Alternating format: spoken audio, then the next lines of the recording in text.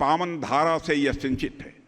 असम की धरती संस्कृति और प्रकृति दोनों से समृद्ध है, ऐसा मैं मानता हूं। और यह पूछे मुझसे कोई कि यहाँ की सबसे मशहूर चीज़ क्या है, तो मैं कहूँगा कि असम की चाय की खुशबू भारत के किसी भी कोने में देखी जा सकती है। भारत ही नहीं बल्कि दुनिया के देशों में भी असम के चाय की खुशबू देखने को मिलती है। असम का जहाँ तक प्रश्न है, यह साहस की धरती है, यह स्वाभिमान की धरती है, यह महानायक लचित बरफुकन की धरती है। यहाँ के वीरों ने हमेशा भारत की अस्मिता और सम्मान की रक्षा के लिए जरूरत पड़ने पर अपना सर्वस्व बलिदान कर दिया है। एक ऐसी महान धरती है। बहनों भाइयों, आज यात उपस्थित होई मोई बोर आनंदिता होइसु। और आप सभी का उत्साह, आप सभी का जज्बा, आप सभी का जोश देखकर मैं पूरी तरह से आश्वस्त हो गया हूं। अब यहां पर भारतीय जनता पार्टी और एनडीए को जीतने से दुनिया की कोई ताकत रोक नहीं सकती है। असम के लोगों ने मन बना लिया है, आको ये बार बीजेपी सरकार। मेरे बहनों भाइयों, भाजपा की प्रतिज्ञा है, भाजपा का संकल्प है कि हर कीमत पर असम की संस्कृति और पहचान यह सुरक्षित रहनी चाहिए और असम के लोगों का सम्मान हो, यहाँ का विकास हो। और इसी संकल्प के साथ आज डबल इंजन की सरकार हेमंत बिश्व शर्मा के नेतृत्व में असम में काम कर रही है। और मैं कह सकता हूं, जब से हमारी भारतीय जनता पार्टी की सरकार पिछले 10 वर्षों में इस असम में बनी है, बहनों भाइयों, भारत के अंदर असम को एक नई पहचान मिली है। आपने महसूस किया होगा कि कांग्रेस की सरकारों ने हमेशा इस असम के साथ एक सौतेला व्यवहार किया है, हमेशा यहां की उपेक्षा की है।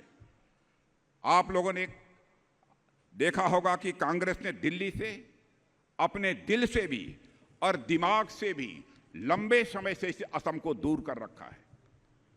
और कांग्रेस के कुशासन के कारण एक समय ऐसा था जब असम के बारे में बात होती थी, यहां पर उग्रवाद की बात होती थी, इंसर्जेंसी की बात होती थी, असम में अशांति की बात होती थी, लेकिन गरीबी और भूखमरी की बात होती थी।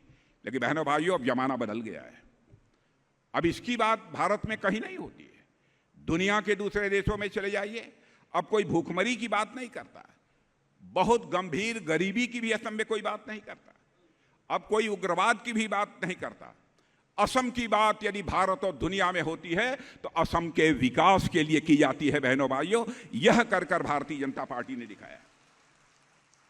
कांग्रेस की सरकारों के बारे में आप जानते हैं, बॉर्डर एरिया के जो गांव होते थे उनको यह कहते थे यह अंतिम गांव है, यह हमारे देश के अंतिम गांव हैं।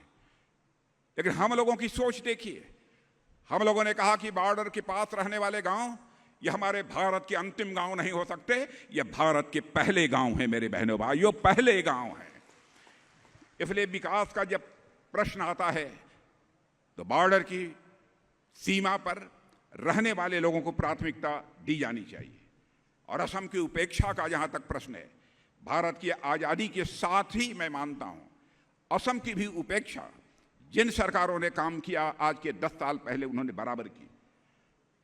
और मैं याद दिलाना चाहता हूं कि 1953 में जब असम की धरती से तेल निकला तो असम वासियों को यह उम्मीद थी कि अब इससे असम में नया रोजगार पैदा होगा, असम धनवान राज्य बन जाएगा।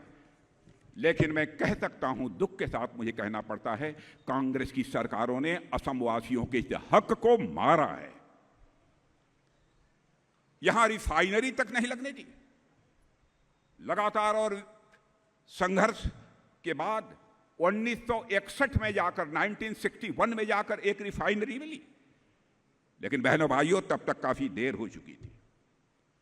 और बहनों भाइयों, असम और नॉर्थ ईस्ट के विकास को नई दिशा और नई ऊर्जा देने का काम पहली बार किसी ने गंभीरता से किया है, हमारे पूर्व प्रधानमंत्री श्रद्धेय अटल बिहारी वाजपेयी ने ही किया था। उन्होंने नॉर्थ ईस्टर्न रीजन के विकास के लिए, आपको जानकारी होगी, पहली बार आजाद भारत में नॉर्थ ईस्ट के विकास के लिए अलग से मिनिस्ट्री बनाने का काम किसी ने किया तो हमारे श्रद्धेय अटल बिहारी वाजपेयी ने किया था, ताकि इस असम का तेजी के साथ विकास हो सके। और आज हमारे प्रधानमंत्री मोदी जी ने विकास का जब प्रश्न आता है, सर्वाधिक प्राथमिकता यदि किसी को दी है तो बहनों भाइयों नॉर्थ ईस्ट को दी है। और हर मंत्री को उन्होंने आदेश दे रखा है कि आप लोगों को प्रतिवर्ष हर मंत्री को नॉर्थ ईस्ट में कम से कम 3-4 दौरे प्रतिवर्ष उनके लगने चाहिए और वहां पर जाकर अपने विकास के कार्यों की वह समीक्षा करें और देखें कि नॉर्थ ईस्ट में विकास के मामले में कहीं पर कोई लापरवाही तो नहीं हो रही है। और आज आप स्वयं महसूस करते हैं तो आज नॉर्थ ईस्ट की भारत के किसी कोने में बात होती है तो पिछड़ेपन की बात नहीं होती है, उग्रवाद की बात नहीं होती है, लूट खसोट की बात नहीं होती है।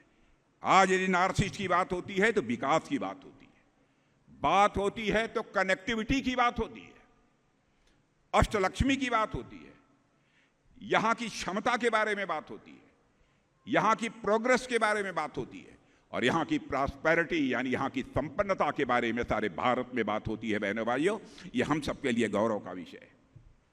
और पिछले 11 वर्षों में हमारे प्रधानमंत्री मोदी जी ने, आपको जानकारी होगी, 30 बार असम आए हैं। पिछले 12 वर्षों में 30 बार आए हैं। और आपने देखा होगा कांग्रेस की हुकूमत में 5-5 वर्ष गुजर जाते थे, शायद 2-3 बार पूरे नॉर्थ ईस्ट में कोई प्रधानमंत्री कांग्रेस का आ गया तो आ गया, नहीं तो कोई आने का नाम नहीं लेता था। वह मानते थे कि असम, ये नॉर्थ ईस्ट का कोई बहुत महत्व नहीं है, वहां विकास नहीं होगा तब भी काम चलेगा। लेकिन आज हम कहते हैं असम यह देश की मुख्य धारा में है। यह है उनमें और हमारी सोच में सबसे बड़ा अंतर।